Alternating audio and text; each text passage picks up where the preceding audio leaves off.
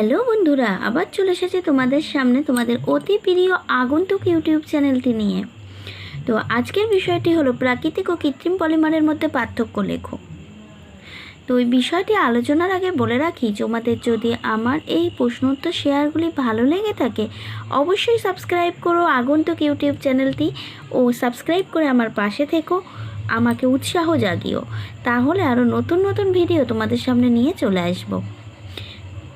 তো চলো আজকের বিষয়টি নিয়ে আলোচনা করি।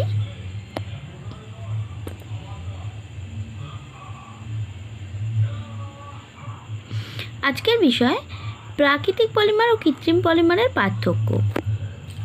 তো এই পার্থক্য লেখার জন্য সমস্ত পার্থক্যের মতো এখানেও একটা টেবিল বানিয়ে নিও। তারপর তাকে তিনটে ভাগ করে এক পাশে বিষয়, এক পাশে কি প্রাকৃতিক পলিমার, এক পাশে কৃত্রিম পলিমার, তিনটে পয়েন্টস করো তিন পাশে করে বিষয়ের মধ্যে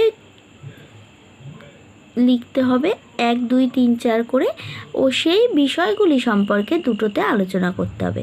প্রথমেই বিষয়ের 1 নম্বর পয়েন্টসে লিখব সংজ্ঞা। প্রাকৃতিক পলিমার ও কৃত্রিম পলিমারের সংজ্ঞা নিয়ে আলোচনা করব, ঠিক আছে। তারপরে চলে আসবো 2 নম্বর পয়েন্টসে স্থায়িত্ব। স্থায়িত্বতেও প্রাকৃতিক পলিমার ও কৃত্রিম পলিমার নিয়ে আলোচনা হবে। তারপর চলে আসবো ক্ষতিকারক প্রভাব। ক্ষতিকারক প্রভাবের মধ্যে প্রাকৃতিক পলিমার ও কৃত্রিম পলিমারের মধ্যে যেগুলো আছে সেটা লিখতে হবে। প্রাকৃতিক পলিমারগুলি পরিবেশের পক্ষে ক্ষতিকর নয় আর কৃত্রিম পলিমারগুলি পরিবেশের পক্ষে ক্ষতিকারক, এটা লিখব। তারপরে চলে আসবো উদাহরণ। প্রাকৃতিক পলিমারের উদাহরণ কী কী সেটা লিখবো, তারপর কৃত্রিম পলিমারের উদাহরণ কী কী সেটাও লিখব।